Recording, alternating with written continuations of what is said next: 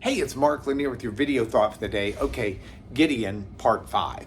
Now, here's the trouble. I could do Gideon all next week too, but I want to cut to the chase a little bit here as we go into the weekend, because there's this awesome passage with an awesome message for you and for me. Here's the backstory of where we are so far. The Midianites have been persecuting Israel for 7 years. Israel's been unable to stop them. They've been stealing their crops. They've been stealing their livestock. They've been stealing their people. It's been full-on oppression for 7 years. And Gideon, who's just a local yokel, is called on by God to be the vessel by which God saves the people of Israel and smites the Midianites. And at first, Gideon is scared to death. He says, I don't have what it takes. I'm not from a big clan of people. You got the wrong guy. And God says, no, I've got the right person for this job, because it's my job, God says, God's job to do this.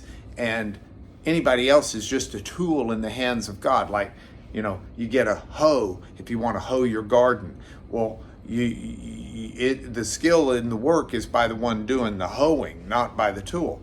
So God explains this to Gideon, and Gideon says okay, and goes through a process of making sure he's got God figured out on this, and God says okay. So a big army assembles. The Israelites, they get 22,000 people together.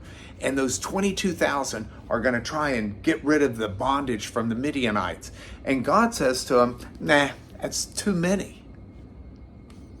Too many? Yeah, go to war. If you go to war with that many people, God says, you might think when you win, it's because of you. And God wanted them to know the victory belongs to the Lord. And so instead of 22,000, God says, Gideon says to the army, he says, hey, if any of you are scared, y'all go on home. Well, that knocks it down to about 10,000. God says, nah, still too many. I've never seen a military where they feel like they have too many and try to send people home. But God sets up yet another test and another test. Bottom line is, at the end of the day, they're just 300.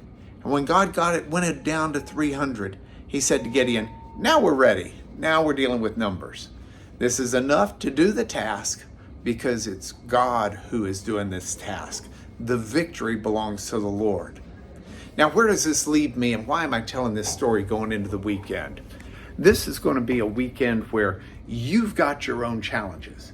May not be smiting the Midianites, but whatever challenges you've got, you need to recognize that your victory lies with God. And you may think, well, I've got the resources to deal with this. If you do, that's an illusion. The resource you and I need to deal with the problems in our life come directly from God. Now, God will supply human resources. It's not like we don't have human resources that come into play. But we need to recognize that it's God's provision. And so whether it turns out the way we want it to, the way we hope it will, the way we expect it will, if we're entrusting it to God and walking in His will, it will turn out the way God has for it to turn out. And sometimes that's a great thing. And sometimes that's a very difficult thing. But it's always something where God will be with us to sustain us, to bring it to an ultimate good, as only He can. I hope that'll bless you this weekend. It certainly blesses me with all I've got going on, and it is yours and my video thought for today.